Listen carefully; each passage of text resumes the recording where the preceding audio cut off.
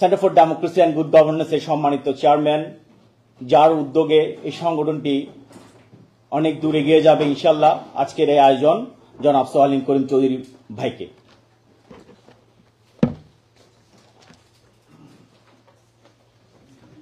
বিসমিল্লাহির রহমানির রহিম।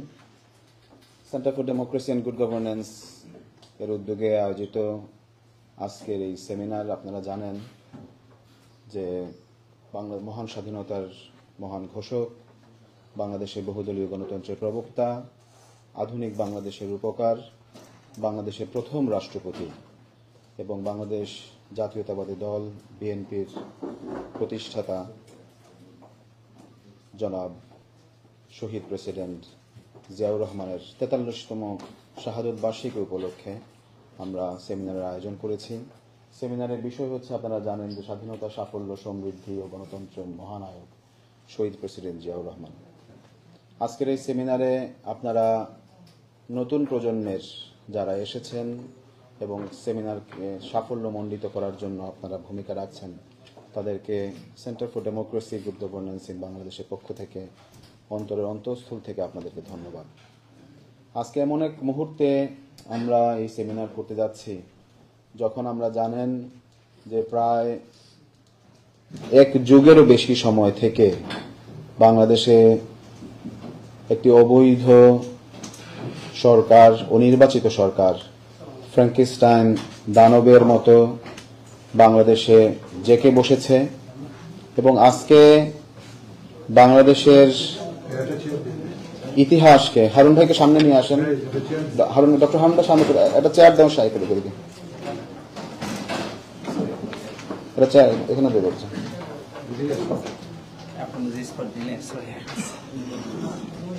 আজকে এই সেমিনারটা কেন অত্যন্ত গুরুত্বপূর্ণ আমাদের কাছে, এটা সংক্ষিপ্তভাবে এজন্য আমি আপনাদের যেটা বলতে চাচ্ছিলাম যে আজকে যখন বাংলাদেশের ইতিহাসকে, প্রকৃত ইতিহাস, স্বাধীনতার ইতিহাস, হাজার বছরের ইতিহাসকে বাংলাদেশকে মুছে দেওয়ার যে ষড়যন্ত্র হচ্ছে, আপনারা জানেন যে পাঠ্যপুস্তক থেকে শুরু করে সাংস্কৃতিকভাবে প্রতিটা জায়গায় আজকে ইতিহাসকে বিকৃত করা হচ্ছে, ইতিহাসকে নতুন করে লেখার একটা ষড়যন্ত্র চলছে।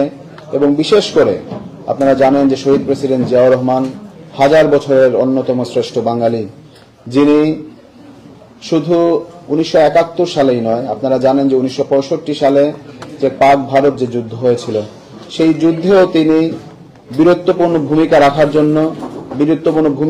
রাখার জন্য উনি সর্বোচ্চ খেতাব তিনি পেয়েছিলেন। তিনি একমাত্র জেনারেল ওয়ার্ল্ড ওয়াইড, আমি যদি ভুল হয়ে থাকে আমার আলোচকবৃন্দ এটা শুদ্ধ করবেন, আমার কাছে মনে হচ্ছে যে তিনি একমাত্র সেনানায়ক, সেনাপতি, একজন সোলজার, একজন আর্মি অফিসার, যিনি দুইটা যুদ্ধে সর্বোচ্চ খেতাব রাষ্ট্রের পক্ষ থেকে তিনি পেয়েছিলেন।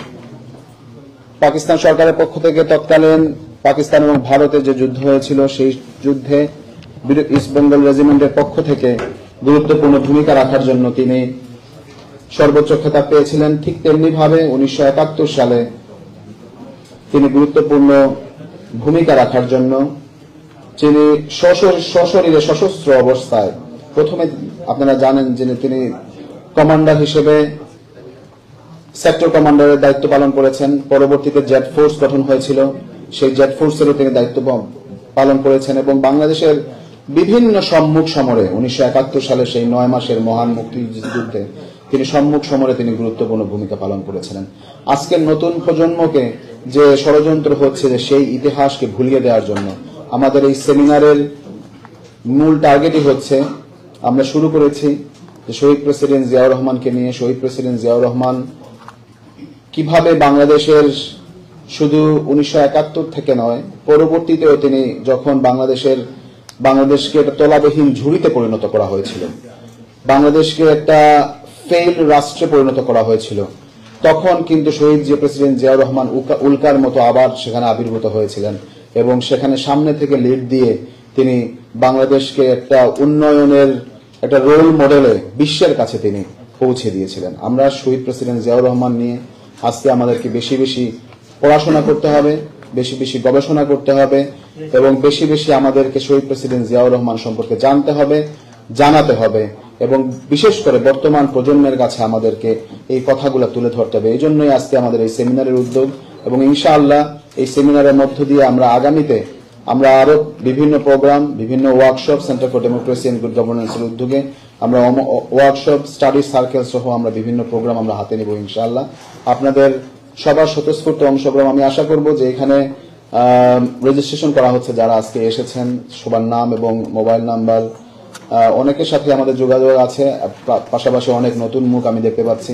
আপনারা সবাই দয়া করে আপনাদের নাম এবং রেজিস্ট্রেশন নাম্বার, মোবাইল নাম্বার, আপনাদের কন্ট্যাক্ট ডিটেলস দিয়ে যাবেন। এখানে আমাদের ভলেন্টিয়াররা আছেন, তাদের কাছে আমরা আপনাদের সাথে আমাদের পরবর্তী প্রোগ্রাম যেগুলো হবে সে সব প্রোগ্রাম আপনাদের কাছে কনভে করব, আপনাদের কাছে সেই প্রোগ্রামের দাওয়াত। আসসালামু আলাইকুম। আসলে অনেকক্ষণ থেকে আমরা সেমিনারটা করছি। আমাদের প্ল্যান ছিল 7টার সময় প্রোগ্রাম শুরু করব, যদিও আমাদের বাংলাদেশে যে কালচার আমরা টাইমলি স্টার্ট করতে পারি না, এরপরও আমরা 7:30-তে শুরু করে ফেলেছি।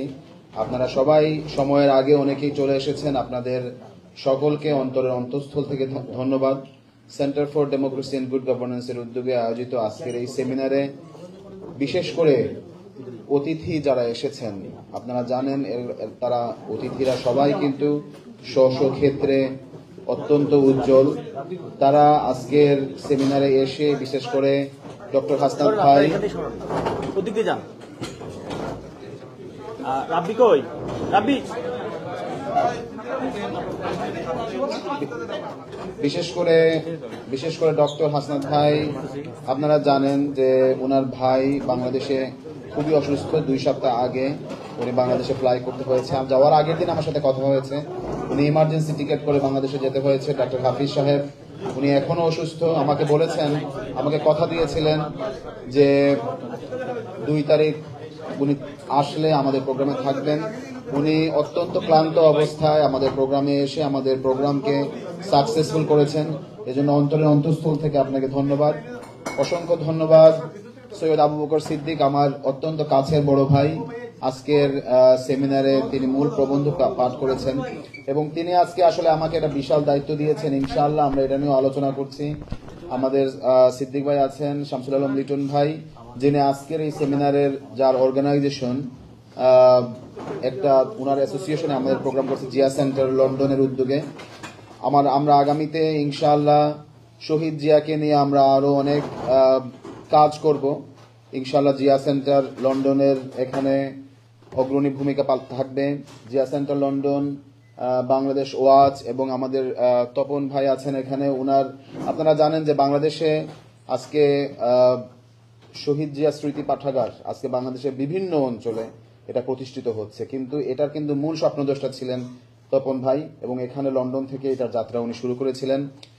তো আমরা ইনশাআল্লাহ আপনাদেরকে কমিটমেন্ট করছি, বিশেষ করে বাংলাদেশের স্বাধীনতা এবং সার্বভৌমত্ব টিকিয়ে রাখতে হলে আমাদের শহীদ জিয়ার স্পিরিটটা আমাদেরকে বুঝতে হবে।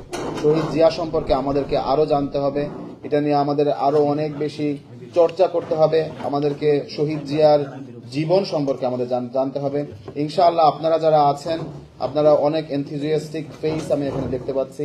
আপনাদের সবাইকে নিয়ে ইনশাআল্লাহ আগামীতে আমরা আরো অনেক এ ধরনের প্রোগ্রাম, বিশেষ করে অত্যন্ত দুঃখের সাথে জানাচ্ছি যে এই ধরনের ইন্টেলেকচুয়াল যে প্রোগ্রাম, যখন আমাদের বাংলাদেশে, আমি আগেই বলেছি, ইতিহাস বিকৃতির যে একটা চর্চা শুরু হয়েছে, আজকে প্রকৃত ইতিহাসকে ধ্বংস করে দেওয়া হচ্ছে, তখন আমাদের শহীদ জিয়াউর রহমানের স্বাধীনতার প্রকৃত ইতিহাস, শহীদ জিয়াউর রহমানের ইতিহাস নিয়ে আমাদেরকে আরো অনেক বেশি চর্চা করতে হবে। আমরা এই ধরনের seminar, symposium, study circle, workshop আমরা আরো অনেক বেশি ইনশাআল্লাহ করব। আপনাদের স্বতঃস্ফূর্ত অংশগ্রহণ কামনা করছি এবং আমি অত্যন্ত দুঃখিত, আসলে মাগরিবের নামাজের বিরতিও আমি দিতে পারিনি, অনেকে বিচ্ছিন্নভাবে নামাজ পড়েছেন। আপনাদেরকে ধন্যবাদ শেষ পর্যন্ত প্রোগ্রামে থেকে প্রোগ্রামকে আপনারা সাফল্যমণ্ডিত করেছেন। সর্বশেষে শহীদ জিয়াউর রহমানের 43তম শাহাদত বার্ষিকীতে ওনার আত্মার মাগফিরাত কামনা করছি। আপনারা জানেন যে আমাদের গণতন্ত্রের মা শহীদ রাষ্ট্রপতি জিয়াউর রহমানের যিনি উত্তরসূরি ছিলেন, বাংলাদেশের একটা কঠিন সময়ে যিনি গৃহবধূ থেকে বাংলাদেশের দায়িত্ব তিনি গ্রহণ করেছিলেন, সেই বেগম খালেদা যে আপনি আমাদের এক বক্তা এখানে বলেছেন যে ডক্টর আসিফ নজরুল সাল গত পরশুদিন 2 দিন আগের কথা বলেছেন যে আমাদের বিএনপির একজন বেগম খালেদা জিয়া আছেন। তো আমরা গর্ব করে বলতে পারি যে আমাদের একজন শহীদ প্রেসিডেন্ট জিয়াউর রহমান আছেন, আমাদের একজন বেগম খালেদা জিয়া আছেন এবং আগামী দিনের ভবিষ্যৎ নেতৃত্ব দেশনায়ক তারেক রহমান আছেন। ইনশাআল্লাহ তাদের নেতৃত্বে বাংলাদেশে গণতন্ত্র পুনরুদ্ধার হবে। আমি বেগম খালেদা জিয়ার সুস্থতা কামনা করছি এবং তাকে যাতে আমরা মুক্ত পরিবেশে নিয়ে আসতে পারি আন্তর্জাতিক পরিমণ্ডলে। এজন্য আমরা ইনশাআল্লাহ আপনাদের সবাইকে নিয়ে কাজ করব। আগামী দিনের সে সকল কাজে আপনাদের স্বতঃস্ফূর্ত অংশগ্রহণ কামনা করে আজকের সেমিনার এখানেই শেষ করছি। আসসালামু আলাইকুম। বাংলাদেশ জিন্দাবাদ। Centre for democracy Bangladesh, take back Bangladesh.